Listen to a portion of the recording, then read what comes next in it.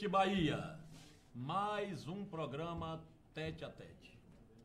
Mas antes de dar início ao nosso programa nesta quinta-feira, primeiro eu vou pedir um minuto de silêncio pelas 23 vítimas desta tragédia que ocorreu hoje pela manhã na Bahia de Todos os Santos.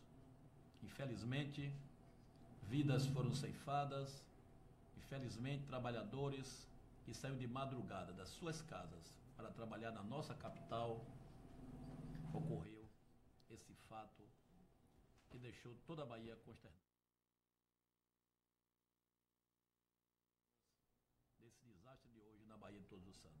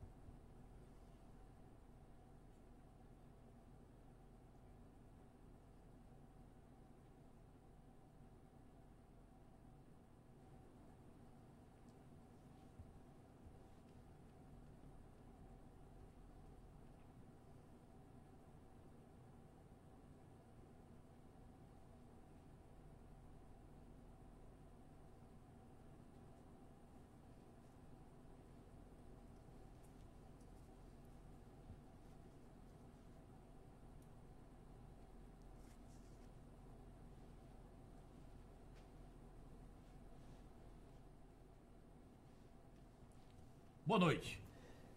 O entrevistado de hoje, Dr. José Edivaldo Rocha Rotondano. Nasceu em Santinês, a terra do café, no Vale do Jiquiriçá. Solteiro, é filho de José e Lindaura Rotondano. Formou-se pela Faculdade de Direito em Ilhéus em 1983. Em 84 foi aprovado no concurso para o Ministério Público, onde ficou por 27 anos. Fez concursos e também foi aprovado para delegado de polícia, magistério de 2º grau e professor substituto da Universidade Federal da Bahia. Foi promotor nas comarcas de Casa Nova, São Francisco do Conde, Vitória da Conquista e Camaçari. Foi procurador de Justiça do Estado, atuando nas áreas criminal e civil, tendo se destacado por apresentar os projetos Família Legal e Paternidade Responsável. Em 2001, recebeu na ALBA o Prêmio de Direitos Humanos.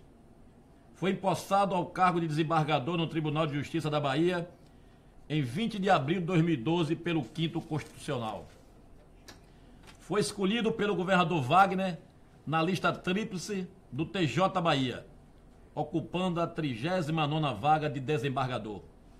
Quando empossado no TJ, foi agraciado com a medalha do Mérito Judiciário da Bahia, entregue pelos seus filhos de coração, Cíntia, Maria e Ben Sangalo. Na Corte Eleitoral Baiana, atua desde 21 de março de 2016, na condição de então vice-presidente, e foi presidente interino por 3 meses. Em 27 de março deste ano, foi empossado como presidente do Tribunal Regional Eleitoral, cujo mandato se inspira em março de 2018. É com grande prazer e satisfação que recebo hoje, no Tete a Tete com o coronel, membro do Ministério Público, hoje presidente do Tribunal Regional Eleitoral, meu amigo, o desembargador José Rotondano, particularmente para os amigos Roto. Boa noite, meu desembargador. Boa noite, coronel. Em primeiro lugar, eu queria agradecer a oportunidade e também, como você fez, me solidarizar com as famílias enlutadas dessas pessoas. Hoje, as águas da Bahia de Todos os Santos, que comumente conhecemos como águas limpas, cristalinas, hoje ebuliram de uma forma diferente e causou essa tragédia nessas famílias. Então, hoje no tribunal também, no TRE, nós também fizemos uma moção de pesar em torno desse nefasto acontecimento. Mas eu queria agradecer a oportunidade, estar aqui é um prazer, parabenizar a Assembleia Legislativa e especialmente a Vossa Excelência pelo programa, pelo estúdio, pela TV aqui, e dizer que é um contentamento muito grande participar deste programa, que eu sei da relevância, da importância e do alcance do programa e do número de telespectadores. Eu agora vou começar a lhe perguntar. Pois não. Porque na Bahia, a gente só sabe sobrenome da Silva, dos Santos, da Paixão, até o meu Martins, Rotondano. Qual é a origem desse nome Rotondano? Que até para pronunciar dá trabalho. Rotondano, como você mesmo disse, roto para os íntimos. Então, todo mundo me conhece pelo desembargador Roto, por Roto, e eu não tenho essa bobagem. Mas Rotondano é um sobrenome italiano. Minha família é de descendência italiana, fundadora, inclusive, de Jequié, meus antepassados, e minha família toda radicada em Jaguaquara, Santenês, Ubaíra, Amargosa e Jequié. Então, e Itiruçu. Então, eu sou do Vale do Jiquiriçá, do sudoeste da Bahia. Mas na sua árvore genealógica, seu avô era italiano? Meu bisavô, meus avós italianos. Você tem dupla cidadania? Não, ainda não. É uma pesquisa muito longa para fazer, eu nunca tive tempo de buscar os documentos, e é um emaranhado de documentos, essas coisas todas, precisa fazer um levantamento muito grande, então eu não tenho tempo. Outro dia até me falaram isso, mas eu vou dedicar um tempo posteriormente para isso, para ver se consigo ter essa dupla cidadania. Você se formou em 1983, correto? Isso. Logo em seguida entrou no Ministério Público. Você era CDF, Roto? Eu sempre gostei de estudar. Então assim, né? Repentinamente assim, de flash? Eu me formei em fevereiro, em julho, eu me formei em dezembro, em fevereiro eu fiz concurso, em julho eu já estava nomeado. Então naquela época não precisava, não era necessário a quarentena, entre aspas, chamados 3 anos, então eu tive logo a oportunidade de fazer concurso para o Ministério Público e outros concursos, como você citou, e fui aprovado. Eu sempre gostei de estudar porque meu pai e minha mãe fizeram um esforço muito grande para me manter na escola, manter a mim e meus irmãos. Nós éramos 7 filhos homens. Hoje eu perdi um irmão de acidente de veículo e nós ficamos 6. Então eu, sempre menino do interior, e achava que a minha responsabilidade era essa. Eu estava para estudar, meus pais faziam um sacrifício enorme para me manter em Salvador para estudar, então a contrapartida que eu tinha que dar a eles era exatamente isso: estudar. Estudei em escola pública, estudei em colégio particular. E Santinês mesmo, a infância? Em Santenês, toda na minha infância. Quantos anos? Saí de Santenês com 12 anos para estudar fora. Que ano foi, Roto? Rapaz, lembrando agora, eu não me lembro. Não, eu estou lhe perguntando isso propositadamente. Para saber a idade. A nossa produção não conseguiu descobrir a sua idade. Eu preciso. Então eu estou jogando aqui uma isca para ver se você se entrega na idade. Eu não sou novinho, então podem ficar... Já vi que você é um homem vaidoso. Já sou. Não quer mostrar Quem a idade. não é? Quem não é? As pessoas, todos nós somos. Eu acho que a plateia é. Você é todo mundo. Eu não sou novinho, então, mas então vamos deixar esses detalhes. Vamos deixar a idade para lá, né? Detalhes para lá. Fica melhor. Mas você saiu de Santinês com quantos anos? Exatamente com 12, 13 anos para estudar já. Fez o primário lá e... Comecei depois aqui, terminei aqui o 2º grau e aí tal. Você deixou o Ministério Público para se tornar magistrado. Sob o ângulo do direito, você acha que foi uma mudança radical? Porque imagine, você, Ministério Público, depois virar para ser magistrado, são 2 vertentes diferentes. Sentiu essa diferença no início? Toda mudança, ela não é, você espera que coisas boas aconteçam e que também coisas que você vai lidar e que você vai ficar com medo. Eu já tinha, no Ministério Público, eu não ia ser procurador-geral, eu acho que eu não seria nunca. Então, eu alcancei diversos cargos na instituição, então eu estava satisfeito com o Ministério Público, achava que já tinha dado a minha contribuição à instituição, a instituição que eu abracei por 28 anos, mas eu estava sentindo que já era hora de mudar. Então eu mudei para a magistratura, foi uma mudança radical, os medos existiram, eles foram, mas gradativamente eu fui me acostumando, e eu acho que com 6, 7 meses eu já estava incorporado como magistrado, já tinha deixado o ranço de Ministério Público. Mas o que é mais fácil, acusar ou julgar? Olha, eu acho que acusar é mais fácil. É mais fácil. Julgar realmente é uma coisa difícil. Muitas brechas na lei, né? Muitas brechas na lei. Às vezes você tem dúvida de determinadas situações. São situações que você, às vezes, se coloca no lugar da pessoa que está sendo julgada. E direito da parte, juiz basicamente lida com duas coisas extremamente importantes que o cidadão tem, que é liberdade e patrimônio. Liberdade e patrimônio. Então, tudo que você busca no judiciário, quando não é na parte criminal, que é de liberdade, é algo patrimonial. Então, você que disse que julgar se tornou pior de que acusar. Mas ao longo da sua vida você tem dito que acertou algumas vezes e que errou inúmeras vezes. Nesses erros seus, como era a consciência do julgador dar uma sentença e depois descobrir que deu a sentença errada? Olha, quando eu digo alguns passos que você dá errado e certo em determinadas situações, às vezes é em opções que você tem da vida para tomar.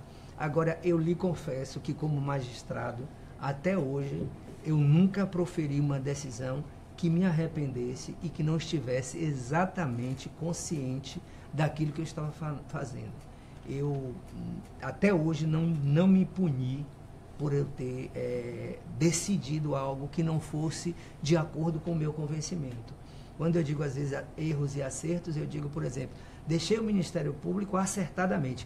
E se eu lhe disser que eu deixei passei a perder, salarialmente falando, eu perdia dinheiro, muito dinheiro por mês para ser magistrado. Como procurador e como procurador de justiça, eu ganhava mais do que desembargador. Alô, doutora Ediene. A senhora vem aqui dizendo que o Ministério Público está ganhando pouco. Aqui o nosso desembargador, o presidente do TRE, dizendo que lá ganha mais do que o TJ. Hoje nós já estamos ganhando equivalente. O Ministério Público e Magistratura atualmente já está ganhando, mas na época em que eu saí, eu perdia dinheiro. Então, trabalhava muito menos com relação a isso. Tinha trabalho no Ministério Público, mas o número de processos que eu recebia era infinitamente menor do que eu recebo hoje por dia. Talvez os processos, tem dias que você chega no tribunal e você não encontra nem lugar para você sentar na sua mesa, porque ela está imensamente lotada de processos. Então você às vezes tem advogados que às vezes chegam para conversar comigo, como nós estamos aqui, eu tenho que levantar para conversar com o advogado por conta disso. Então, talvez o número de processos que eu recebesse em um mês, eu recebo hoje 2 dias no Tribunal de Justiça, quando eu era promotor, procurador e hoje como desembargador. Um juiz hoje tem uma responsabilidade muito grande na vida de uma pessoa. O julgador pode acabar com a vida de uma pessoa. E tem julgadores que se acham Deus. Você, em algum momento, se envaideceu, se achou Deus onipotente, o Deus todo-poderoso? Jamais. Eu nunca pensei que tivesse um manto celestial sobre as minhas costas. Nunca. Jamais. E eu acredito que você disse que um magistrado pode acabar com a vida de pessoa. Como eu lhe disse, nós decidimos liberdade e patrimônio. Nem sempre é o juiz que acaba com a vida da pessoa, é a própria pessoa que causa aquela circunstância capaz de levá-lo a um local que não deveria ser o mais correto, a um destino que não seria mais correto. Então, geralmente, os juízes eles julgam de acordo com as provas nos autos, o juiz julga de acordo com isso. Então, eu acredito que, normalmente, o que o juiz faz é porque ele está vendo, está às vistas dele, está sangrando às suas vistas, aquilo que ele colocou na sua sentença. Eu vejo em alguns estados do Brasil que tem juiz que gosta de aparecer, gosta de dar sentenças, convocar a mídia. Você acha que o juiz devia ser mais recatado? Ou o juiz tem que fazer realmente esse espetáculo midiático até para aparecer? O que é que você vê sobre esses colegas seus pelo Brasil afora? Eu imagino que um juiz que convoque a imprensa, que queira estar na mídia, ele não é um juiz imparcial. Eu imagino que não seja a melhor forma de você ser um magistrado, é você tendo atitude dessa natureza. Eles querem virar celebridade. Acontece, tem isso aí, tem pessoas que pensam dessa forma, juízes que pensam dessa forma. Magistrado, ele tem que se ater ao que está nos autos. Quando você tem um comportamento dessa natureza, eu acredito que já ultrapassa as raias da imparcialidade, que é uma condição inerente ao julgador que ele tenha. Então, qualquer opinião, qualquer manifestação que eu tenha previamente acerca de um processo, eu não estarei mais isento desta imparcialidade, que é condição para que você seja um bom magistrado. O que você acha da transmissão ao vivo das sessões de julgamento? Porque em outros países não acontece isso. Você não acha que os julgadores acabam se transformando em reféns da mídia, da opinião pública? Eu tenho minhas restrições, eu não gosto, mas é uma forma também da população. Hoje, os veículos de comunicação, a internet, a televisão, todos esses meios de comunicação, as pessoas têm acesso. Então, hoje, eu acho que quanto mais próximo do cidadão o judiciário estiver, melhor será a prestação jurisdicional. Mas existem circunstâncias, e hoje a gente ainda tem certas sessões reservadas. Todo julgamento é público hoje, então, por conta dessa publicidade, dessa publicização, talvez isso é que faça com que o magistrado efetivamente se torne refém da mídia, se torne refém de determinadas pessoas, mas é como eu disse, já que os julgamentos... Uma exposição, né? Mas já que os julgamentos são públicos, então eu não vejo por que não transmitir. Mas longe de querer ser... De querer em 2015, o desembargador Rotondano se posicionou contra eleições diretas no Tribunal de Justiça da Bahia, alegando ter tido uma experiência péssima no Ministério Público. Ainda pensa assim? Você muda de posições, muda de posicionamentos. Tiveram momentos no Ministério Público que eu não achei que fossem os melhores. É fato, eu já disse isso notoriamente e continuo dizendo. Foram momentos que eu não achei que eram os melhores.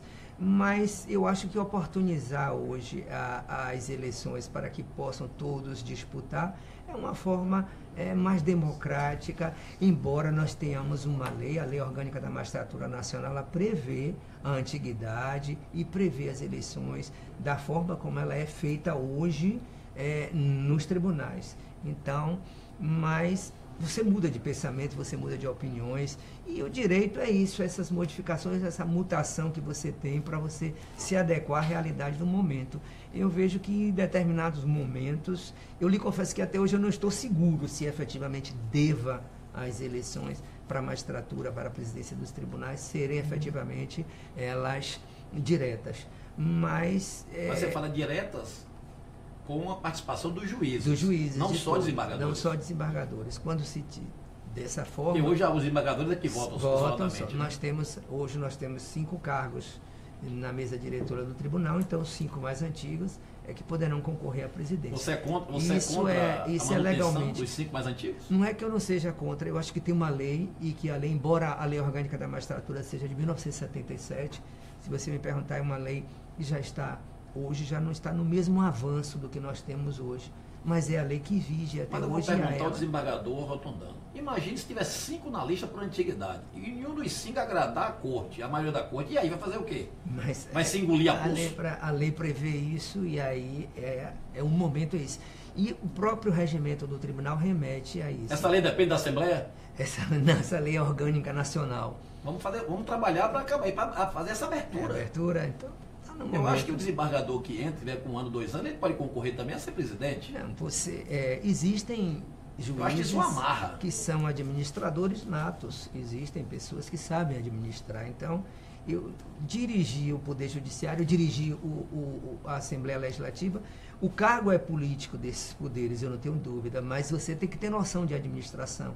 Então, existem desembargadores, existem juízes que são administradores natos e que teriam condições de gerir um tribunal, que teriam condições de gerir deputados novos que sabem, conhecem de administração e que podem gerir a Assembleia, e tantos outros que podem gerir o Estado, a nação. Eu acho que o novo também empolga e é bom que todos participem. Olha, estamos aqui entrevistando o desembargador José Rotondano, presidente do Tribunal Regional Eleitoral. Já tem aqui alguns internautas já querendo lhe questionar. Aqui Manuel Filho pergunta: Coronel, pergunta ao desembargador qual a sua leitura sobre o cenário político do país, sobretudo a reforma política e a corrupção. Com a palavra, Rotondano. Eu sempre tenho dito nas minhas entrevistas hoje, porque eu estou à frente do TRE e estou buscando biometrizar o estado da Bahia todo, né? Ou se não todo, mas pelo menos uma meta que o TSE impôs ao Tribunal Regional Eleitoral da Bahia. Eu tenho dito que nós passamos por uma grave crise econômica, política e ética. Eu não tenho dúvida disso. Mas essa crise, eu acho que no aprofundamento que nós fazemos disso, eu tenho certeza, eu não tenho dúvida de que toda crise que você passa, porque você passa, ela é uma forma de você sair mais depurado, de você sair mais amadurecido disso. Então, esse momento que nós estamos vivenciando, eu tenho certeza que é um momento de reflexão e que amanhã nós teremos um Brasil melhor. Eu não tenho dúvida, eu tenho dito disso. E corrupção, eu digo que ela é um mal que efetivamente tira as pessoas do sério. Principalmente as pessoas comprometidas com a política, com pessoas, porque não existem só pessoas corruptas na política, no Poder Judiciário, em qualquer lugar, não existem só com isso. Certeza, isso é com óbvio. certeza. Existem pessoas... Só quem é crucificado é a classe política. Infelizmente, a classe política é quem paga essa conta. Eu vejo isso, mas nem todos são os péssimos, são os ruins, não são, na realidade. Existem pessoas extremamente de bom senso, de bom caráter, de pessoas preocupadas com a nação, preocupadas com o seu estado, com o seu município. Então, eu não vejo isso, mas o que eu vejo é que essa crise vai servir para que nós saiamos mais maduros, um país mais depurado de toda essa situação. E como eu disse, toda a crise que você vive, ela serve de experiência e serve para que você tome decisões e reflita melhor daquilo que você errou, naquilo que você errou. Então, eu penso dessa forma. Marcelo faz uma pergunta que é interessante. Desembargador, o senhor já foi do Ministério Público, hoje é desembargador. O senhor pensa ainda em entrar na política? Não, jamais, não, nunca. Nunca pensei. Não gosta da classe política? Não, eu gosto, eu não tenho perfil de político. Eu não tenho perfil de político, eu tenho perfil... Mas quem tem que julgar o perfil é o povo. Mas Você é uma pessoa carismática, se dá bem com todo mundo. Nunca vi ninguém falando mal da sua pessoa.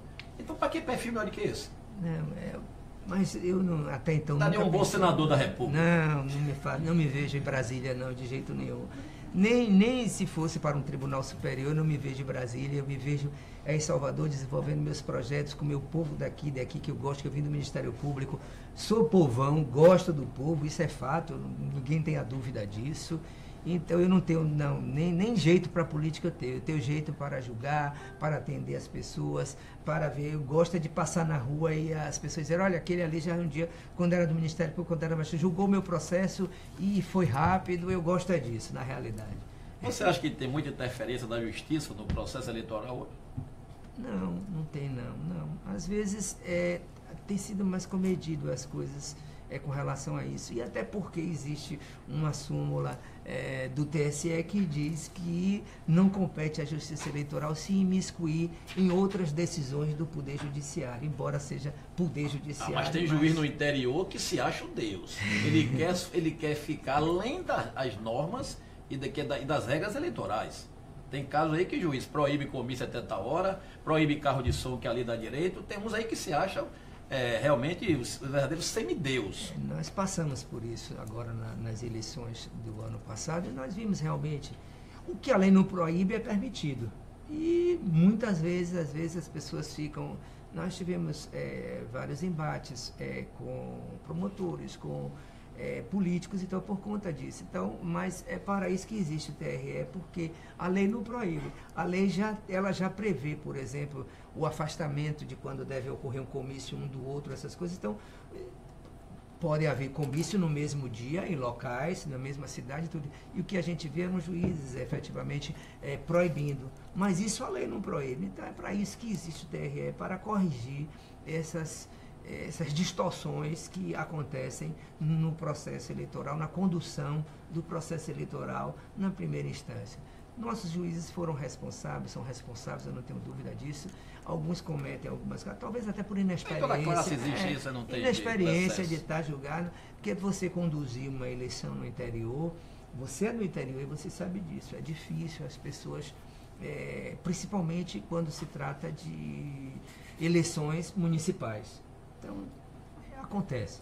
Eu queria solicitar aos nossos telenautas e internautas, porque a minha produção, desembargador, fica ali, poxa, coronel, não é internauta, é telenauta. Então, ponto, internauta, telenauta. Que as perguntas sobre biometria, vamos deixar daqui para frente, daqui mais uns 10 minutinhos, para que a gente não mude o tema dessa parte mais de campanha eleitoral, ok? Espero contar com a sua compreensão, porque aqui tem várias perguntas só falando. Aqui mesmo tem uma. Os postos de recadastramento biométrico estão com muitas filas. O senhor pensa na possibilidade de ampliar esse serviço para os sábados? Depois a gente vai nesse tema, é melhor. Tranquilo. Desembargador, o financiamento das campanhas, hoje a gente sente que as corporações, vamos chamar de corporação, porque uma igreja religiosa é uma corporação, a igreja evangélica é uma corporação.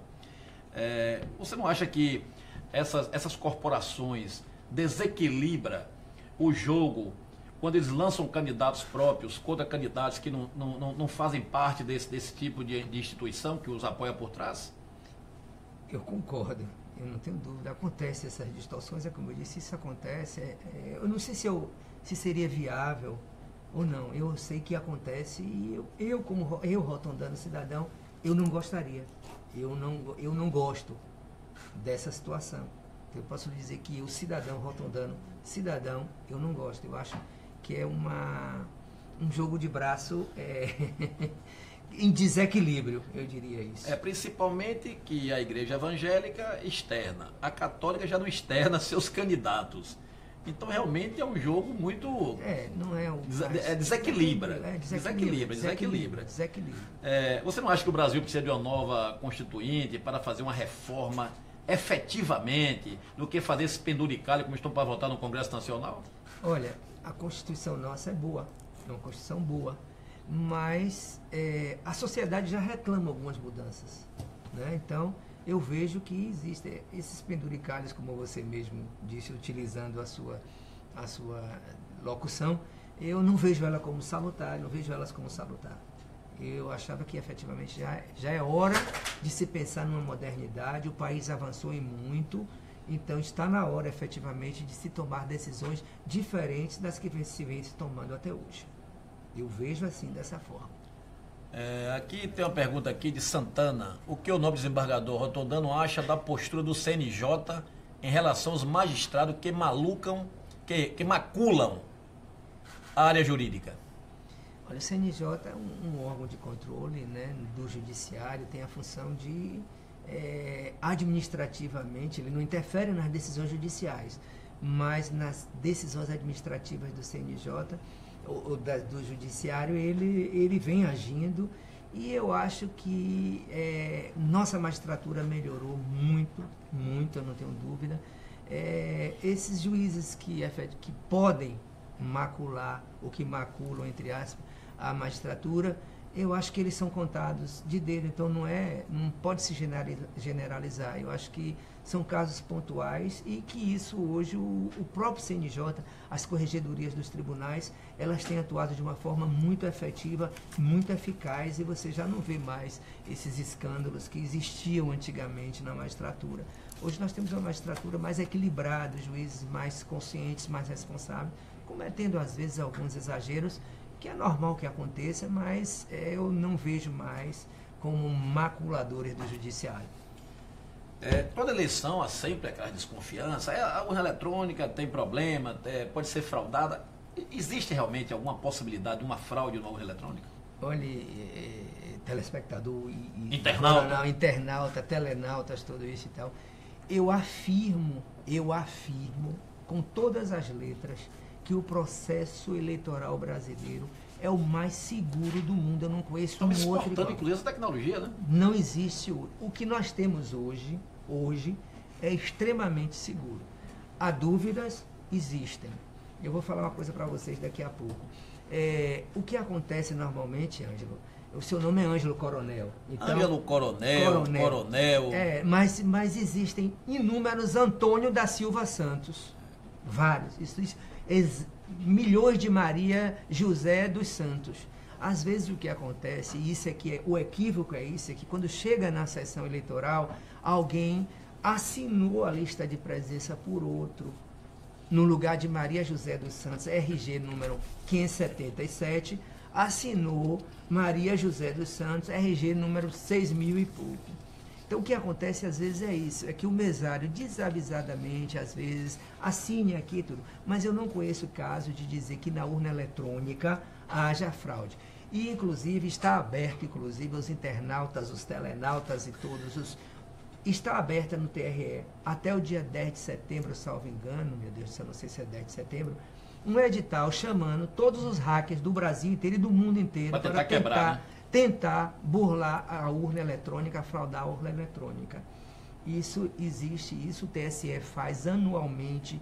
Esse edital é um edital convocatório, convoca e diga que está a urna eletrônica, fraude.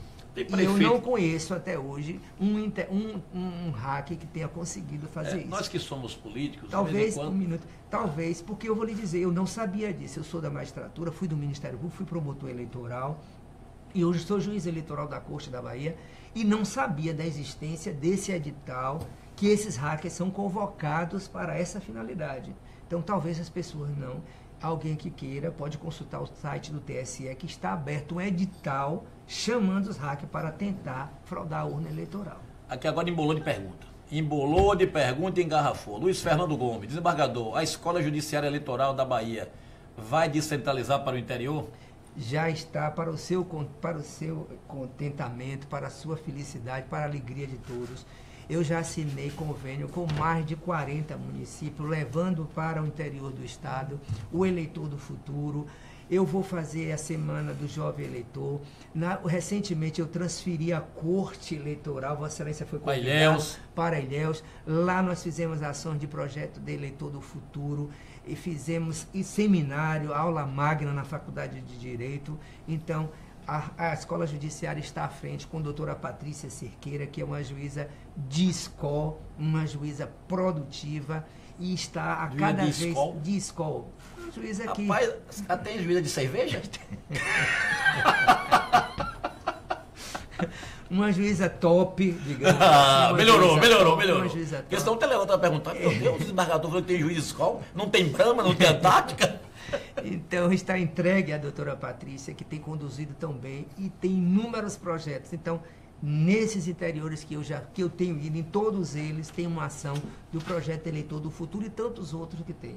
O TRE está descentralizado, o TRE de um modo geral. Não é a escola, mas o TRE todo eu descentralizei. O Wilson de Jiquié pergunta, se as urnas são invioláveis, por que então não libera o voto impresso? Olha, eu acho que o voto impresso é um retrocesso. Mas agora, com a reforma, ele vai voltar. Vai voltar para qualquer dúvida que haja. Não vai identificar o eleitor, quem está votando. Ângelo Coronel votou, mas não vai saber que foi Ângelo Coronel que votou. Entendi. Mas vai o voto impresso para qualquer dúvida. O político ia chegar para o cara comprar o voto, traga a sua prova. 50% de entrada, 50% com a comprovação. Acontece. Ia ser uma festa. Poderia acontecer. Ia ser uma festa. Então ele vai voltar com essa nova reforma. Eu acho um retrocesso. Mas isso torna o processo eleitoral cada vez mais transparente, mais cristalino. Porque se houver dúvida, vai imprimir, vai ver que o voto estava na urna. Mídale pergunta, de Taquara, mas é a sua terra. Na vizinha, 20 quilômetros da minha casa. O risco não é no mapa? Mas hoje não tem mais mapa. O mapa era na época que se fazia na eleição, que era contado anual. É tudo online, né? Hoje é online, o Central deu lá, o vereador tantos, número tal, acabou. O presidente da República, 40 mil votos, 50 mil votos no município. Não tem mais mapa. É só imprimir o resultado na urna eletrônica e acabou. Esse mapa não tem como você fazer mais. Aqui pergunta Clóvis, por que a justiça eleitoral é morosa? Olha, ao contrário, nós temos resoluções que nos determinam a cumprir os prazos legais. Nós temos prazo para prestação de contas, de julgar as prestações de contas até a data da diplomação. Nós temos, você é político, já foi prefeito do interior e sabe, todos os prazos eleitorais, ele não passa, não tem mês, não, é hora, é questão de hora, de 2 dias, 3, não tem isso. O que acontece, às vezes, é que ações, por exemplo, como AIGE, AIME, são ações que precisam ser julgadas rapidamente, mas demandam provas. Existem provas, existem perícias técnicas que tem que fazer, existe toda uma gama de provas que devem ser levadas à justiça e talvez isso retarde o processo eleitoral. Mas a justiça eleitoral é muito rápida. É tão rápida que tudo nosso é feito através de resolução. Clóvis pergunta, desembargador, o senhor não acha que é uma farra de liminar? A pessoa tem que estar com a ficha suja e consegue uma liminar, é candidato, ganha e passa 1 ano, 2 sem julgar, depois é cassado e tem nova eleição. Você não acha que isso é uma morosidade? Olha, isso aí que ele está falando diz respeito à justiça estadual. Então já não é a morosidade da justiça eleitoral. Acontece muitas vezes de prefeito e ex-prefeito terem contas rejeitadas e em razão de determinada falha do Tribunal de Contas, o parecer técnico, alguma coisa nesse sentido, de falhas de amplitude de defesa do devido processo legal, e que ele vai e demonstra no judiciário que ele teve esse tipo de falha no processo de prestação de contas, que não lhe foi oportunizado o devido processo legal. Às vezes isso um juiz de primeiro grau pode enxergar nisso e conceder uma liminar. A liminar é uma ação ordinária que às vezes acontece isso e que demora às vezes de julgar. Nós temos situações dessa natureza já aconteceram. Eu reconheço que existem isso dessa forma, mas não é a regra, é exceção, na realidade isso. Desafio. Primeiro um elogio. Exemplo de homem. Ele é top. Você também, mas faz feio chegando aqui. Obrigado. Elizabeth Lopes pergunta: tem idosos impossibilitados de sair de sua residência para biometria, pois convalescem de problemas de saúde. Estão com receio de perder suas aposentadorias. O que fazer por eles? Pronto, lá entrou a biometria.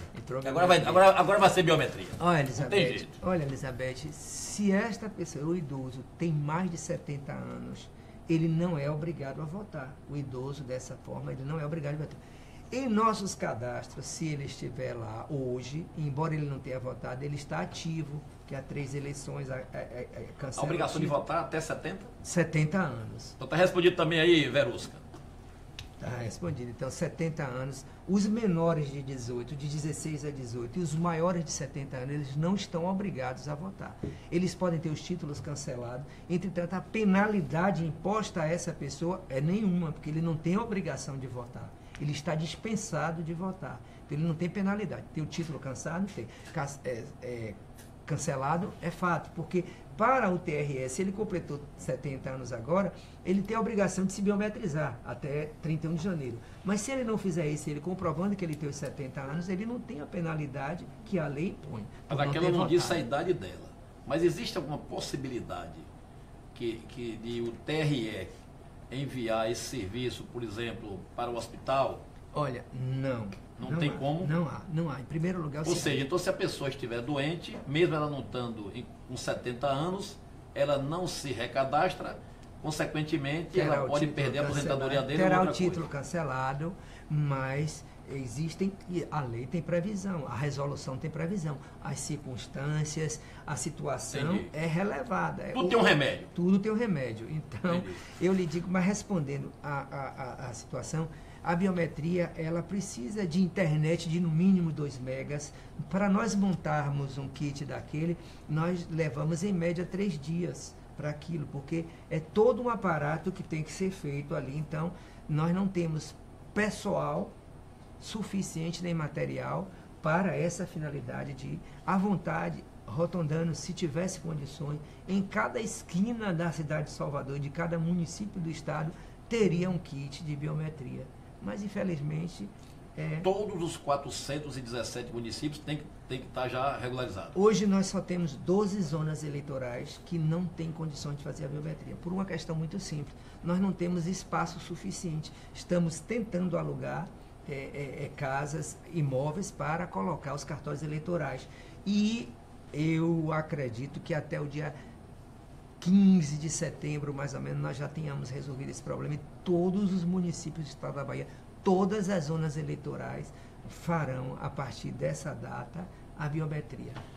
Olha, gente, estamos entrevistando aqui Dr. Rotondano, presidente do Tribunal Regional Eleitoral. ele está aqui esclarecendo sobre a questão da biometria, porque até 2018 todos têm que estar regularizados, recadastrados. Em Salvador e mais 55 municípios. Salvador mais 55. Você estabeleceu uma meta de 3 milhões de eleitores até 2018. É o TSE. Então... Não, mas você representa o TSE, aí fica aqui o chamado, fica aqui, eu imploro às pessoas que compareçam ao cartório eleitoral da sua cidade, da sua zona eleitoral, para fazer a biometria. Salvador e mais 55 municípios, esses municípios estão submetidos a uma revisão eleitoral extraordinária. Então os outros municípios que não estão desses 58 vai continuar normal. Na biometria ordinária normal. Se você chegar hoje, você pode chegar lá em Santenês, minha terra, em Jaguaquara, que pode chegar e fazer sua biometria. Santinês não está nos 57? Não está nos 57 municípios. Sim, mas não entendi, eu acho que eu tenho certeza também que o nosso telespectador, ele pode ser que não tenha entendido. Os 57 mais Salvador tem que fazer o recadastramento. É recadastramento. É para você ter um retrato do eleitorado desses municípios. Foi uma determinação do TSE. Certo. Salvador e mais 55. A revisão é para ter uma radiografia e para que se possa, nas eleições vindouras, votar tirar os fantasmas, mortos, das impressões digitais. Agora, os outros municípios que não estão nesses 58, é obrigado também a fazer a biometria. Está fazendo biometria. Está fazendo. Isso, é obrigado, mas não está na revisão extraordinária, certo. que teve dia para começar e tem o dia 31 de janeiro para terminar a eleitura. Nós temos 15 milhões de eleitores aproximadamente? Não, 10 milhões, quase 11 milhões. Quase 11 Bahia, milhões. Na Bahia. E por que a meta só 3 milhões até 2018? Por conta daqui a 5 meses. A meta é estendida pelo TSE por questões financeiras, pessoal, então você não tem condições de atender. Eu quero atender 4 milhões. Eu peço à Bahia, imploro que me apareça com 4 milhões. Peraí. 2018, se não tiver recadastrado, não vota. Não é que não vota. Repare bem. Até o dia 31 de janeiro, o indivíduo, o eleitor de Salvador, que não estiver biometrizado desses municípios que estão submetidos à revisão eleitoral, só esses, os 55, esses eleitores estarão obrigados a votar através da impressão digital. Os demais municípios, nós já temos 43 que hoje votam com biometria normal, porque já passaram por esse processo que está Salvador passando hoje. Então Salvador, se não fez a biometria, cancelado, não vota. E não vai ter não vai regularizar a situação para a próxima eleição. Regulariza para a próxima, mas nessa de 2018 não vota. Vai ter prejuízo para o eleitor. E o prazo final é 31 de janeiro? 31 de janeiro, às 18 horas. Mas não vai ser igual imposto de renda todo ano prorroga? Não vai ser. Será? Não. O brasileiro só vai querer fazer no dia 30. Eu tomo por base, Coronel, exatamente a prestação de contas que eu tenho com a Receita Federal. Eu tenho prazo para entregar o meu imposto de renda, que geralmente é 30 de abril, não é isso? Exatamente. Então, nunca, eu tenho, desde que eu sou funcionário público, eu sempre prestei a minha conta à Receita Federal em 30 de abril. E esse é um prazo que eu tenho. Então, a mesma coisa é o eleitor com o TSE. O TSE, infelizmente, ainda é obrigatório o voto. As questões eleitorais, elas são obrigatórias. Não é a melhor forma, é fato, não é a melhor forma, mas ainda é. Então, essas pessoas terão que comparecer efetivamente até o dia 31. Dia 31 de janeiro, eu peço. Qual é o percentual hoje? Já fez um balanço? Pronto. Já de pessoas recadastradas? Tá detalhadamente. Eu assumi o TRE. Olha, a biometria, ela existe desde 2009. No dia que eu assumi o TRE, no dia 27 de março, nós tínhamos 1 milhão e mais ou menos 1 milhão e 10, 1 milhão e 20 mil eleitores biometrizados. De 27 de março até a data de ontem, nós temos quase 1 milhão e 500 mil eleitores biometrizados no estado da Bahia. Salvador, nós temos 1 milhão 950 mil e 223 eleitores. Já regularizaram? Não, eleitores. 2 milhões, vamos arredondar, 2 milhões. 2 milhões. Desses 2 milhões, apenas 523 mil eleitores se biometrizaram. Então, Salvador está muito aquém daquilo que nós esperávamos, daquilo que nós... E Salvador é a cidade com o maior porte de kits de estrutura para atender o eleitorado. Só aqui no TRE nós temos 20 postos aqui na Assembleia nós temos um, no Tribunal de Justiça e o nós daqui, temos inclusive, um, tem na até uma Secretaria filhinha, da significa que Fazenda. está vingando bem aqui. Eu acompanho diariamente, porque o posto que não estiver me rendendo está me trazendo prejuízo e eu vou remover aquele que não tiver. Aqui está dando lucro? Está dando lucro, está dando lucro, está dando lucro. Então é isso, o TRE, então, e como você disse, as pessoas deixam para a última hora. Isso é que nós queremos evitar, e por isso que eu estou todo dia em rádio e televisão, estou chamando a população para isso.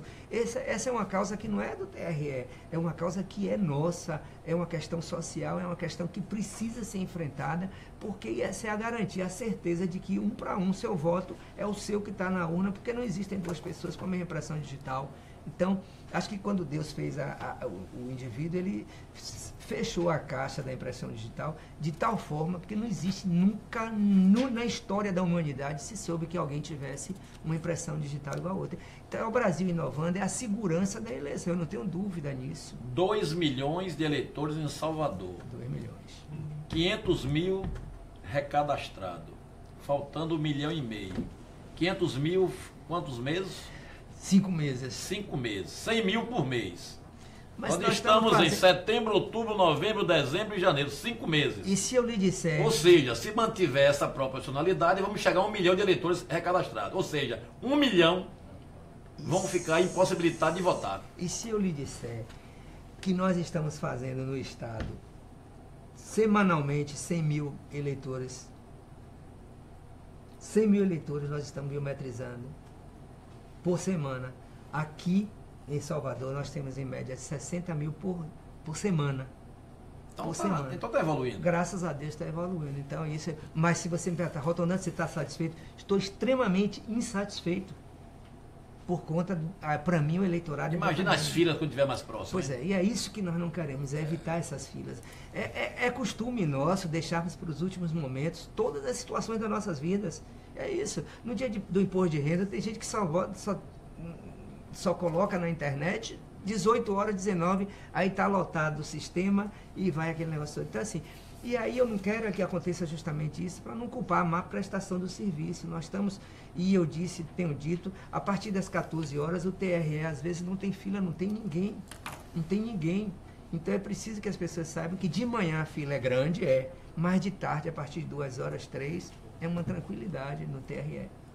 Mila, desembargador, como fazer uma campanha em que a cidade fique tão... Como fazer uma campanha eleitoral sem que a cidade fique tão poluída visualmente? As avenidas da cidade ficam completamente tomadas de placas em seus canteiros. Existe como proibir? Olha... Isso é proibido, né? Essa eleição já não teve mais já isso. Teve, exatamente. Exatamente. Acho que o fiscal do TRE saiu a recolher as placas. O prazo curto, inclusive, da propaganda, isso tudo, foram muito estreitos os prazos para essa eleição passada. 45 dias. Uma coisa dias? boa, muito boa, diga-se de passagem. Então, você não já tem mais isso. Pode ter acontecido isso, Mila, na sua cidade, não sei aonde, mas isso não está ocorrendo mais. Porque acho que no futuro é só a televisão e o rádio que vão ser responsáveis por essa. Rondinelli, Jaguaraci. Boa noite, senhores. Gostaria de perguntar ao excelentíssimo desembargador se diante do quadro de corrupção, violência e impunidade nos mais diversos âmbitos, se a democracia é realmente o melhor regime para os brasileiros.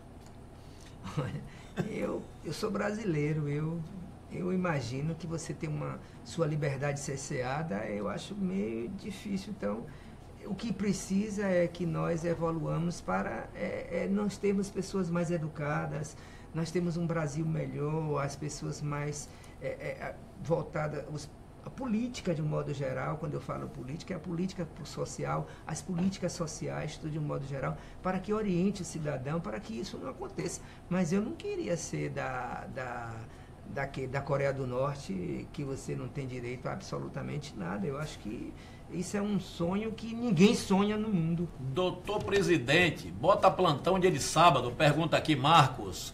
Vamos. Eu queria dizer às pessoas o seguinte, que nós estamos estudando e a partir de outubro eu acredito que nós possamos efetivamente colocar o TRE para funcionar, os postos para funcionarem nos dias de sábado. Inclusive esses postos, o SAC veio me pedir autorização e o SAC, eu não tenho gerência sobre o SAC, o TRE não tem gerência sobre o SAC, então o SAC fica livre para funcionar sexta, sábado, domingo, tudo isso e tal. Inclusive o secretário da Fazenda, que é Manuel Vitório, que tem sido um braço direito do TRE nesse aspecto da biometria, que tem nos ajudado, já pediu autorização para que o posto de Pirajá funcione, da estação Pirajá funcione aos sábados, e nós já estamos levantando a possibilidade e vamos autorizar esse funcionamento. Aqui essa pergunta eu já te fiz na inauguração do posto, e aqui a Sena pergunta: uma pessoa que vota no interior, mas mora em Salvador, se não pode fazer o recadastramento em Salvador? Não. Porque imagine bem, a pessoa mora lá em Cocos, Coribe e Correntina, 1000 quilômetros de distância. A pessoa sai daqui para ir recadastrar e retornar para o seu trabalho. Não existe uma maneira de tentar ver com o TSE, de abrir para que a pessoa possa fazer o recadastramento em qualquer local? Eu acho que esse é Iria aumentar a eficiência. Eu não tenho dúvida disso. É um sonho de todo mundo. Você para fazer conta bancária, você não precisa ir nos lugares, você vai num banco e faz a mesma coisa. Então eu espero que o TSE, CPF, no caso. eu espero que o TSE no futuro tenha isso. Mas se você é eleitor de Correntina e quer continuar votando em Correntina, mas mora em Salvador, infelizmente você não vai poder fazer a biometria em Salvador, a não ser que você queira transferir o seu título para Salvador. É diferente. A pessoa na hora que pergunta aqui também, Mira, a pessoa na hora que for fazer o recadastramento, ele pode também mudar o seu domicílio eleitoral? Pode. De um colégio para outro? É por pode, isso né? que nós pedimos o comprovante de residência, porque o comprovante de residência é quem vai lhe tornar apto a você transferir a sua sessão eleitoral e você votar no local que você queira. Olha, você internauta, você que é político, você que gosta de política, estamos entrevistando aqui o nosso presidente do Tribunal Regional Eleitoral, doutor José Edivaldo Rotondano, que está fazendo alguns esclarecimentos que eu acho muito pertinentes, principalmente que estamos chegando ao final de 2017, 2018 é um ano político, e com certeza essas dúvidas ainda pairam pela Bahia fora, sobre a questão da biometria. Então pode fazer suas perguntas, que o nosso desembargador está aqui pronto para responder na ponta da língua. E vocês não estão trazendo nada para o desembargador, nem um chá quente, nem uma água? Algum problema? Estão com medo da justiça? Aqui. Não é possível. Não é possível. Trate bem o nosso desembargador. Doutor Rotondano, a biometria, tudo bem. Só vota no dedão. Mas anteriormente, uma pessoa podia votar por outra? Aqui tem essa pergunta. Eu acho que podia, então. Mas depende do mesário, do fiscal. Mas como eu lhe disse, eu acho muito difícil.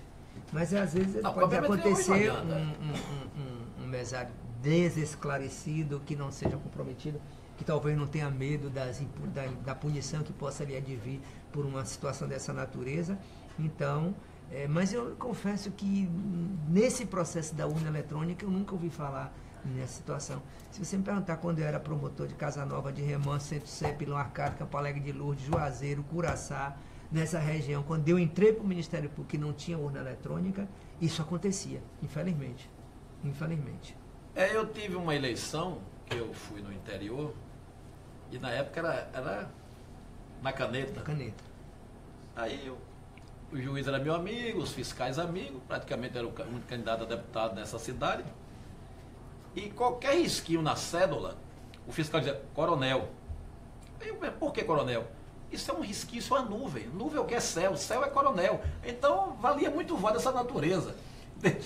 Hoje acabou. Tinha uma história da intenção do eleitor. A intenção do eleitor, exatamente. Que isso era o que, eu não sei, às vezes eram coisas que eram inadmissíveis. Eu não sei, você às vezes dava testa, porque eu já impugnei inúmeras vezes, mas aí até recurso ser julgado, essa coisa toda, passou e aí foi eleito, não foi, enfim. Era assim, mas tinha essa história da intenção do eleitor que era uma... Aqui a Sena pergunta, uma pessoa que estava em home care no dia da eleição e não votou, o que deve fazer? Pagar a multa mesmo estando impossibilidade de sair? Eu vou responder pelo desembargador. Ele mesmo disse que tem caso comprovando, não tem... Não, comprovando que está doente no home care, não tem porquê, né? E depois da eleição você tem um prazo para justificar justamente isso. Então, pode-se pagar a multa e está regularizado. E se também, se não tiver condição de pagar a multa, assina uma declaração dizendo que não tem condição de pagar a multa, essa declaração fica arquivada em cartório. O TRE tem 8 anos sem concurso público. Falta funcionário? Eu fiz, domingo nós fizemos um concurso para o TRE. O maior na história do TRE, 67 mil candidatos se inscreveram, 104 mil se inscreveram. Quantas vagas? 48 vagas. 64 mil para 48 vagas. Realmente é uma proporção bem pequena, né? 68 mil para 40 vagas. 9 anos sem concurso, fizemos isso, aí estamos esperando, aguardando. Lá não tem reda? Não tem, não existe. Não existe cargo comissionado, não existe nada? Não, existe cargo comissionado, mas muito pouco. Contrato especial não existe? Não. 50% dos cargos... No Tribunal de Justiça existe? Eu não conheço a administração do tribunal. Pera, doutor, mas o senhor é desembargador? Sou desembargador, existe mas contrato especial no Tribunal de Justiça? Eu não sei. Eu acho que existem cargos de confiança lá. Existem cargos de confiança. Existe. Porque, no Ministério Público existe o contrato especial? Também não sei. Lhe confesso que eu não sei. O senhor está em cima do muro ou não sabe? Não, eu não sei. Porque se eu dissesse, se eu soubesse, eu diria. Sei que tem ou não tem, mas eu lhe confesso que eu não sei. Esses detalhes eu nunca entrei, na verdade. O que eu sei é o tribunal que eu dirijo hoje não tem. Não tem. De qualquer maneira, já lá é um órgão federal, né? Então, nesse caso, o desembargador Rotondano... O meu CPF é vinculado ao TCU. O desembargador Rotondano está praticamente admitindo que é uma caixa preta no Tribunal do Ministério Público, que não sabe dos cargos? Jamais, nunca, jamais na minha vida. Eu não sei, porque nunca me interessou. Se amanhã eu for presidente do tribunal, eu vou saber de tudo. Mas eu não sei, no Ministério Público, quando eu saí de lá, que são 5 anos, eu nunca me envolvi nessa parte administrativa. Eu era assessor, coordenador de centros de apoio, assessor especial, mas esses detalhes administrativos, eu lhe confesso, eu nunca questionei, nunca soube. Executivo, legislativo são expostos diariamente pela grande mídia. Você não acha que o judiciário precisa ser menos corporativo e mais transparente? Olha, eu lhe digo o seguinte, que de todos os poderes, eu na minha visão, hoje acho que ele é o mais transparente. Você pode olhar ali, hoje tem lá o portal da transparência, quanto eu recebi esse mês e quanto eu recebo. Eu não posso, eu não tenho, aliás, eu não tenho e não teria, não tenho parentes no judiciário, então, que é proibido isso, esse nepotismo. Então, eu acho que foi o primeiro poder a trazer para si essas proibições. Então, eu vejo ele como um poder extremamente transparente. Na minha ótica, eu vejo ele transparente. Esse corporativismo existe em qualquer instituição. Toda instituição. Câmaras nos olhos do nosso desembargador. Pois não, fica à vontade. Os olhos são feios, mas... O poeta Paulo Leminski disse: isso de querer ser exatamente aquilo que a gente ainda vai nos levar além. Rotondano chegou aonde queria ir ou almeja algo mais? Isso eu disse no meu discurso de posse, no dia da minha posse. Por isso que eu mandei câmera nos olhos dele. No dia da minha posse. Eu estou satisfeito com o que eu faço, extremamente feliz com a minha profissão. Eu nasci para prestar serviço. Se for chamado para outro serviço, eu não tenho dúvida, se for do meu agrado, eu estou. Eu sou funcionário público. Antes de ser magistrado, eu sou funcionário público. Eu sou magistrado, jurei a Constituição e jurei continuar prestando o meu serviço, o meu apoio à minha cidade, ao meu estado, ao meu país. Então, eu gosto do judiciário, eu gosto do Tribunal de Justiça da Bahia, eu gosto da instituição, eu visto a camisa da instituição. Mas não tenho pretensões de outras coisas, mas a gente leva assim, o sonho que você tem, você hoje quer ser, eu queria ser promotor, fui, queria ser procurador de justiça, na segunda instância fui, quero ser desembargador, estou sendo. Quer ser presidente do Tribunal de Justiça? Eu acho que isso se for pela antiguidade, como eu disse, isso vai chegar um dia para mim, acho que eu não vou morrer antes de chegar a minha vez. Não saber a sua idade, nem os nossos telenautas, mas pela sua performance está muito novo. Eu ainda tenho uns 20 anos de tribunal por aí, então acho que ainda dá para passar. Então significa que o nosso desembargador tem 55. Com 20, 75. Só vai ser com a bengala de 75. Não tenho essa pretensão também não, viu, Ângelo? Vou lhe dizer uma coisa. No momento em que eu ver que eu já contribuí, que eu tenho outras coisas a fazer. Eu tenho minha vida extra que não só ao serviço público. Pergunta de internauta. Boa noite, nobre, coronel e desembargador. Aproveita a oportunidade. Carlos Neto, aproveita a oportunidade para saber por que a Justiça Eleitoral alugou um imóvel particular para instalações do cartório eleitoral, uma vez que o fórum foi totalmente restaurado no momento, inclusive com espaços vagos. Esse Carlos Neto é de Monte Santo. Pois, Monte Santo, Carlos Neto, para seu governo, querido, deixa eu lhe dizer uma coisa. A Justiça Eleitoral é Justiça Federal. Nós estamos ocupando o fórum estadual por uma concessão da presidente do tribunal. Eu já fui instado a desocupar 100 fóruns, eu tenho que fazer isso. A Justiça Estadual não tem a obrigação de acolher o Poder Judiciário Federal. Então, são instâncias, é Poder Judiciário, mas pertencem a situações diferentes, uma na esfera estadual, outra na federal. Então, o Fórum de Monte Santo é alugado, todos os fóruns, aliás, é para ter fórum eleitoral próprio da Justiça Eleitoral. Está certíssimo alugar o imóvel, porque o fórum eleitoral, o fórum estadual, não é o abrigo da Justiça Federal Eleitoral. Então, é isso que acontece. Outro internauta pergunta aqui, José de Abreu. Foram confirmadas denúncias de violação de provas no concurso do último dia 20. Será mantido o concurso ou será cancelado? Não houve nada de fraude de violação. Esclareça, já foi esclarecido, inclusive mandei chamar na hora. Eu estive presente em vários locais da prova, eu não faço concurso, já participei de inúmeras bancas no Ministério Público, no Tribunal, em outros lugares. Não existe a possibilidade de eu não estar presente no dia de um concurso, só se eu estiver doente, que eu esteja presidindo. O que aconteceu? O exemplo foi, eu não me lembro exatamente o número da sala, mas, por exemplo, a sala 110 e a sala 111 contíguas, vizinhas.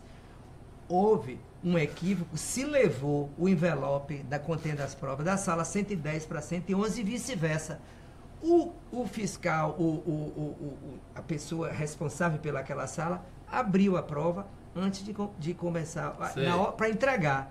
Entretanto, verificou que aquela prova não era daquela sala, e sim da sala vizinha. Imediatamente chamou 10 ou 15 candidatos e juntos foram à sala 111 e entregaram e trocaram o envelope. Onde está a violação? Onde está a fraude nesse concurso? O que houve foi exatamente isso que eu estou lhe dizendo, e está provado, inclusive, com assinaturas de candidatos dizendo que foi isso que aconteceu. Então, não houve violação, não houve nada, fraude, absolutamente nada. Extremamente esclarecido, e isso a CESP, que foi responsável pelo concurso, já esclareceu, e eu fui até o local, inclusive, e verifiquei depois em ata isso, e já chamei a CESP quarta-feira para me entregar exatamente todo o relatório do que aconteceu antes e durante todo o evento. Então, o único episódio foi isso, e o que aconteceu foi isso. Não houve fraude, não houve nada, absolutamente nada. Eu garanto isso. Se aconteceu, que ele está dizendo, o que aconteceu foi isso, e nada mais no concurso. Ariana Brito pergunta, por que vocês, quando vão julgar irregularidades de prefeito, não julgam pelos seus reais problemas e insatisfação do povo? Quem sofre é o povo. Não entendi bem a pergunta. Mas o juiz não está obrigado a julgar o que o povo pensa. O juiz tem que julgar de acordo com a prova dos autos, do que está ali à sua frente, o que está sangrando à sua vista para decidir. É isso que eu digo. Infelizmente, o juiz não agrada à sociedade, não agrada a todo mundo. Ele vai agradar alguém, ou não, mas ele tem que julgar de acordo com a prova que está nos autos. Eu sei. Então, o eleitor, por exemplo, devia punir o mau gestor e não votar mais no mau gestor. E o que acontece, a gente vê, são inúmeras contas rejeitadas. Entretanto, a própria população reelege um candidato que não foi o melhor gestor. E nós temos inúmeros isso aí. Depois, o TSE tem entendido que o que deve ser respeitado é a vontade do eleitor nesse sentido, a aspiração do eleitor. Rotondano foi um mau gestor, foi péssimo. Entretanto, 5 anos depois eu voltei e fui eleito com uma maioria esmagadora. Então a população me quer, o TSE está entendendo isso. Então está agradando, porque quem julga é o próprio povo. É porque se o sujeito tem algum problema judicial Mas ele se elegeu porque o povo Quis. já o anistiou. O TSE Não serão tá certo. 5 ou 6 julgadores que vai ter a consciência melhor que o povo. Que o povo. Então foi o povo quem disse. E por isso, e aí é que eu digo, as decisões do TSE são as mais acertadas, do TRE são as mais acertadas? Não, não são. Existem falhas. Mas, no caso, aí o TSE vai dizer, olha, isso assim, mesmo vocês caçaram o prefeito de Santenês. Entretanto, o povo quis que ele fosse eleito. Ele foi eleito com mais de 50% dos votos que tem. Então você não pode caçar o prefeito. Então a sua tese, as urnas têm que ser soberanas. Soberanas. É o que diz. É o que diz. Então, não somos nós que vamos julgar, mas sim a população que julga quando coloca o mau gestor para readministrar o seu município, para administrar a sua nação, para isso. Então não é. Porque vocês dão direito a esse prefeito se candidatarem. Aí, Ariana, eu vou até responder pelo nosso desembargador, quem julga é o povo. Se o povo achar que o cara tá bom, paciência. Aí é a previsão legal, que pode se reeleger. Paciência. Não posso fazer nada. No judiciário, olha aí, a transparência, você só pode ser presidente do tribunal uma única vez, 2 anos. Você não pode ter, a não ser que rode e que não tenha nenhum candidato, caia de novo. Mas vai demorar muito. Rodar 59? Não roda. Ave Maria, só no século 25. Não roda. Não roda, não tem como rodar. Estamos aqui terminando aqui o nosso primeiro bloco do nosso programa, tete a tete, entrevistando aqui o desembargador, presidente do Tribunal Regional Eleitoral, doutor José Edivaldo Rotondano. E vamos agora, desembargador, para o nosso pinga-fogo. São perguntas que não podem ficar em cima do muro. Fico não. É sim ou não, escolha. Vai lá. Não pode ser os dois. Tá certo. Nem tampouco abstenção. Mais ou menos. Diretas ou indiretas? Sempre diretas. Ministério Público ou Tribunal de Justiça? Hoje eu sou Tribunal de Justiça. Mas o que você gosta mais? Do Tribunal de Justiça, é onde eu estou. Sarapatel ou Mocotó? Sarapatel. Financiamento privado ou financiamento público de campanha? Rapaz, privado tem minhas restrições. Mas é melhor o privado que tirar dinheiro dos cofres públicos que tentar aplicar em saúde e educação para jogar em campanha? Restrições, não tenho dúvida, tenho as restrições, mas para mim ainda é a oportunidade, ainda é o melhor. Voto distrital ou voto proporcional? Eu acho que proporcional. Presidencialismo ou parlamentarismo? Parlamentarismo para mim seria o ideal. Leminski ou Drummond? Os dois. Ah, pera aí. Os dois. Então eu vou ficar com o meu, que é brasileiro. Então eu vou ficar com o Drummond, que é brasileiro. A lista de Schindler ou Titanic? A lista de chefe. Café de Santinês ou de Conquista? Olha, lá em cima tem café. Santinês hoje já não tem mais café, infelizmente. Então, café de Conquista. Rui Costa ou ACM Neto? Eu sou magistrado. Possivelmente. Magistrado não tem vontade? Ambos serão candidatos. Mas magistrado não tem vontade? Magistrado não vota, não? Vota sim, mas esse voto. Eu sei que o voto é secreto. O voto é secreto. Então, não pode externar a vontade? Não, esse aí eu vou ficar em cima do muro. Fico. Carne do sol ou espaguete à carbonara? Carne do sol, sou sertanejo de Santenês, gosto de carne do sol. Meu pai batava boi, inclusive, quando era menor. Santinês ou Salvador? Santenês para descansar e Salvador para morar. Bahia ou Vitória? Sou Vitória. Tá agora, descobri agora, botou o posto do TRE no lixão. Só porque é Vitória, tá aí. Por que não abre um posto na sede do Bahia? Fui no Vitória e a desembargadora Socorro disse que agora o Vitória já tem título. Então, o fato é, na semana seguinte, ganhamos. E aí ainda tivemos um gol anulado, que foi injustamente. Doutor, mas acontece o seguinte, o Vitória não tem torcedor para se recadastrar. Não me convença, eu mesmo me recadastro. Não tem torcedor para se recadastrar. A torcida cabe numa Kombi. Como é que vai se recadastrar? Essa Kombi é boa. Essa Kombi é boa. Olha, gente, chegamos aí praticamente ao final do nosso programa. Programa com duração 1h10 nessa quinta-feira. Tivemos aqui o prazer de receber o doutor Edivaldo Rotondano. E eu vou deixando agora para as suas considerações finais. Eu agradeço a oportunidade, foi muito bom, um programa divertido e as pessoas interessadas efetivamente. Mas o recado que eu queria deixar era que possamos ter um Brasil melhor no futuro, que nós magistrados, que nós políticos, que nós educadores, que nós formadores de opinião possamos cada vez mais trazer uma melhor qualidade de vida para as pessoas, orientando, julgando melhor, fazendo uma política mais limpa, mais cristalina, que eu quero mesmo a eleição, que nós tenhamos eleições cristalinas, que as pessoas compareçam para a biometria, que não deixe para a última instância, ou não deixe para o último momento, aliás, e pedir ao povo de Salvador, ao povo do interior, que faça com que nós cumpramos a nossa meta, que é biometrizar mais de 3 milhões de eleitores na Bahia. E eu também queria dizer que quando eu assumi o TRE, nós éramos o 6º ou 7º colocado em termos de biometria no país. Hoje nós somos o 3º, estamos atrás de São Paulo e do Paraná, mas em setembro eu quero ir para o 2º lugar, não posso chegar, colar a São Paulo. Quero ir para o 2º lugar. É por isso que é torcedor do Vitória. Só pensa em ser vice.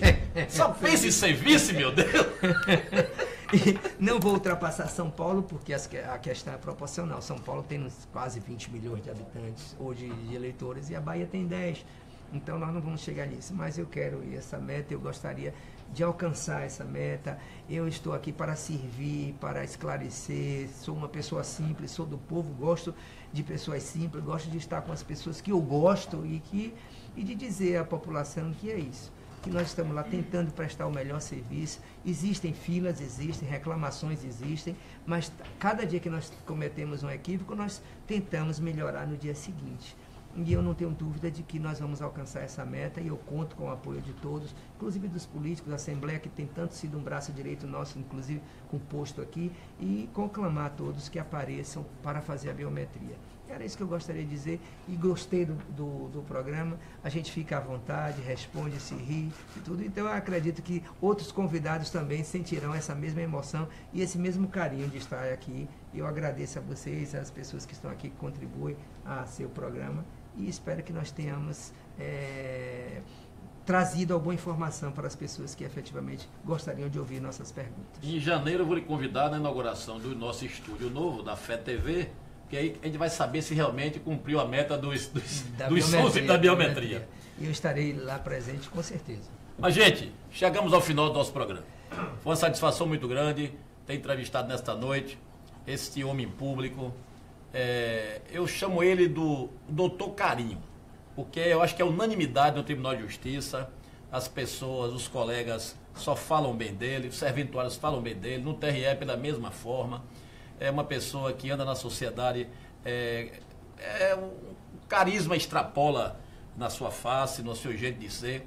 Então é bom termos, dirigindo o Tribunal Regional Eleitoral, uma pessoa da estatura do Dr. Rotodano, que com certeza vai, até o final do seu mandato, em 2018, vai fazer com que o Tribunal Regional Eleitoral continue fazendo justiça. O que queremos na Bahia é a justiça, que aqueles que realmente ganharam no voto sejam os verdadeiros gestores, a não ser que haja uma discrepância muito grande na questão de fraude eleitoral. Então eu quero agradecer a participação de você, caro telenauta, internauta, dizer que é uma satisfação, mais uma vez, concluir o nosso programa Tete a Tete. Hoje, infelizmente, tragédia que aconteceu, a gente fica consternado de ver a nossa Bahia perder vidas num acidente drástico, trágico, mas faz parte. Então eu quero agradecer a sua participação e dizer que cada dia que você participa do Tete a Tete nos anima a continuar fazendo. E na próxima quinta-feira estaremos aqui de novo com mais um convidado, que deve ser o deputado federal, relator da reforma eleitoral, Lúcio Vieira Lima. Está para confirmar, para vir falar sobre essa reforma eleitoral, já que estamos aí até outubro para decidir qual será o destino das próximas eleições. Então quero agradecer a vocês a participação, dizer: Bahia, te amo.